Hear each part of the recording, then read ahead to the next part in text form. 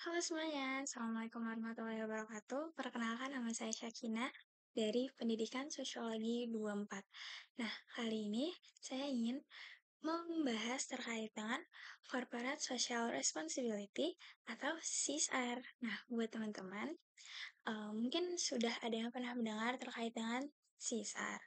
Nah, CSR itu bukan lagi sekedar formalitas bagi perusahaan, melainkan telah menjadi strategi penting untuk memastikan keberlanjutan bisnis dan kesejahteraan masyarakat. CSR adalah komitmen perusahaan untuk berkontribusi secara sosial, ekonomi, dan lingkungan dalam rangka menciptakan dampak positif yang berkelanjutan. Konsep CSR dapat diterapkan dalam berbagai bentuk, mulai dari program pendidikan, lingkungan, hingga ke pemberdayaan masyarakat. Namun, apakah program CSR hanya berdampak pada perusahaan? Nyatanya CSR juga berpengaruh loh terhadap kehidupan sehari-hari kita sebagai individu maupun komunitas. Nah, dalam kehidupan sehari-hari, kita mungkin nggak sadar nih kalau beberapa produk yang kita konsumsi berasal dari perusahaan yang menerapkan program CSR itu sendiri. Nah, misalnya perusahaan makanan cepat saji yang menggunakan bahan baku organik atau kemasan ramah lingkungan. Nah, ini adalah contoh nyata bagaimana perusahaan berupaya mengurangi dampak lingkungan melalui rantai pasokan mereka gitu. Sebagai konsumen, kita sebenarnya berperan penting loh dalam mendukung program CSR tersebut dengan memilih produk-produk yang berkomitmen pada keberlanjutan. Dengan membeli produk dari perusahaan yang peduli terhadap lingkungan, kita juga secara tidak langsung mendukung upaya pelestarian alam dan pengurangan limbah. CSR juga berperan besar dalam aspek pendidikan. Nah, kenapa?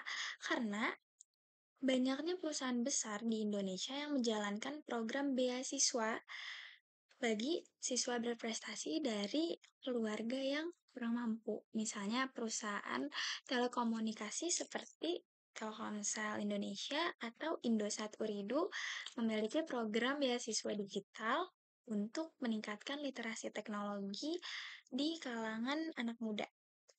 Nah, program ini tidak hanya memberikan akses pendidikan, tetapi juga membuka peluang kerja di industrial digital yang semakin berkembang jika kita melihat lebih dekat. Nah, program-program beasiswa ini bukan hanya sekedar bantuan finansial, tetapi juga bentuk investasi perusahaan dalam menciptakan tenaga kerja yang lebih terampil dan berdaya saing tinggi. Dalam kehidupan sehari-hari, program seperti ini itu dapat menjadi titik balik bagi seseorang untuk meraih masa depan yang lebih baik melalui pendidikan. Nah, selanjutnya, CSR juga dapat berdampak langsung pada peningkatan ekonomi masyarakat. Kenapa? Karena banyak perusahaan yang menjalankan program pemberdayaan UMKM atau usaha kecil dan menengah. Mereka itu tidak hanya memberikan modal usaha, tetapi juga pelatihan keterampilan dan pemasaran produk. Sebagai contohnya nih, misal kayak perusahaan makanan dan minuman besar sering bekerja sama dengan petani lokal untuk mendapatkan bahan baku berkualitas. Nah, program kemitraan ini tidak hanya membantu meningkatkan pendapatan petani, tetapi juga memastikan keberlangsungan produksi bahan baku yang berkualitas. Nah, dalam kehidupan sehari-hari, kita dapat melihat dampak program ini saat kita membeli produk lokal yang mencantumkan label dukungan produk UMKM atau hasil kemitraan dengan petani lokal. Dengan memilih produk tersebut, kita secara tidak langsung ikut mendukung keberlangsungan usaha kecil dan kesejahteraan para petani. Dari perspektif lingkungan, program CR itu berfokus pada upaya pengurangan limbah, penggunaan energi terbarukan, hingga pelestarian sumber daya alam. Program Program ini misalnya itu seperti banyak perusahaan energi yang menjalankan program penanaman pohon untuk mengimbangi emisi karbon yang dihasilkan dari aktivitas produksi. Program ini tidak hanya berdampak pada perusahaan loh, tetapi program ini juga berdampak pada masyarakat sekitar. Udara yang lebih bersih, lingkungan yang lebih hijau, serta penurunan risiko bencana alam seperti banjir dan longsor adalah beberapa manfaat nyata dari program tersebut. Nah, dalam kehidupan sehari-hari, kita dapat turut berpartisipasi dalam upaya pelestarian lingkungan melalui kegiatan-kegiatan kecil seperti mengurangi penggunaan plastik, memilah sampah, dan menghemat energi listrik di rumah. Meskipun kontribusi kita mungkin tampak kecil, namun jika dilakukan secara kolektif, dampaknya itu akan sangat signifikan bagi keberlangsungan lingkungan. CSR juga dapat menjadi solusi bagi perusahaan loh untuk mengatasi masalah sosial, untuk mengatasi masalah sosial yang terjadi di sekitar mereka. Misalnya kayak perusahaan manufaktur yang beroperasi di wilayah padat penduduk mungkin menghadapi masalah polusi udara atau air. Sebagai bentuk tanggung jawab sosial, perusahaan tersebut dapat mengadakan program edukasi bagi warga sekitar tentang mengelola limbah atau pentingnya menjaga kebersihan lingkungan. Nah, program ini tuh dapat dikemas dalam bentuk kampanye lingkungan, terus ada workshop, pengolahan limbah, atau pemberian alat pengelolaan sampah bagi masyarakat sekitar. Dalam kehidupan sehari-hari kita juga bisa mengadopsi kebiasaan-kebiasaan tersebut, seperti mengajak tetangga kita nih ya untuk melakukan kerja bakti, membersihkan lingkungan, atau membuat bank sampah di lingkungan tempat tinggal.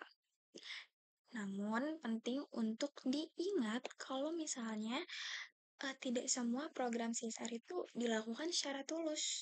Ada beberapa perusahaan yang menjalankan program CSR hanya untuk memperbaiki citra perusahaan setelah terlibat dalam skandal lingkungan atau sosial. Nah, fenomena ini tuh dikenal sebagai greenwashing, yaitu ketika perusahaan berpura-pura peduli terhadap lingkungan atau masyarakat, padahal kenyataannya program CSR tersebut hanya sebatas pencitraan.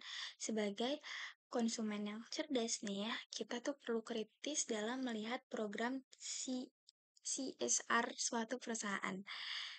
Misalnya, jika suatu perusahaan mengklaim bahwa program penghijauan tetapi menggunakan bahan baku plastik secara masif, maka klaim tersebut patut dipertanyakan. Dalam kehidupan sehari-hari, kita dapat meningkatkan kesadaran akan greenwashing dengan cara membaca laporan keberlanjutan perusahaan atau mencari informasi dari sumber independen berkaitan dengan program CSR mereka. Kayak gitu. Nah, dalam jangka panjang, program CSR yang dilaksanakan secara konsisten dan berkelanjutan akan memberikan manfaat besar bagi masyarakat, lingkungan, dan perusahaan itu sendiri. Bagi perusahaan, CSR dapat meningkatkan reputasi, memperluas jaringan bisnis, dan meningkatkan loyalitas konsumen. Nah, bagi masyarakat, CSR dapat meningkatkan kualitas hidup, memperluas akses pendidikan, menciptakan lapangan kerja baru, dan bagi lingkungan, CSR dapat mengurangi polusi, menjaga keberlangsungan ekosistem, dan mengatasi perubahan iklim. Pada akhirnya, keberhasilan program CSR tidak hanya ditentukan oleh besar kecilnya dana yang dikeluarkan, tetapi juga oleh seberapa besar dampak positif yang dihasilkan bagi masyarakat dan lingkungan. Dalam kehidupan sehari-hari, kita bisa loh untuk mendukung gitu atau berperan serta dan berpartisipasi aktif dalam kegiatan sosial di lingkungan sekitar. Dengan demikian, kita tidak hanya menjadi penerima manfaat dari CSR itu sendiri, tetapi juga berkontribusi untuk menciptakan dunia yang lebih berkelanjutan dan inklusif. Nah, melalui pendekatan ini, CSR itu bukan sekedar strategi bisnis, tetapi juga bentuk komitmen perusahaan dan masyarakat untuk bersama-sama menjaga bumi dan menciptakan kehidupan yang lebih baik bagi generasi mendatang. Nah, sebagai individu kita mungkin, mmm, tidak memiliki program CSR sebesar perusahaan, tetapi langkah-langkah kecil yang kita lakukan setiap hari dapat menjadi bagian dari gerakan keberlanjutan yang lebih besar. Oleh karena itu, mari kita mulai dari hal-hal sederhana seperti mendukung produk ramah lingkungan, berpartisipasi dalam kegiatan sosial, dan terus mengedukasi diri tentang pentingnya tanggung jawab sosial. Sebab keberlanjutan bukan hanya tugas perusahaan besar, tetapi merupakan tugas kita bersama.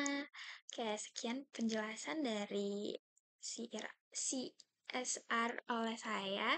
Semoga bermanfaat untuk kalian semua. Jadi, terima kasih. Bye-bye.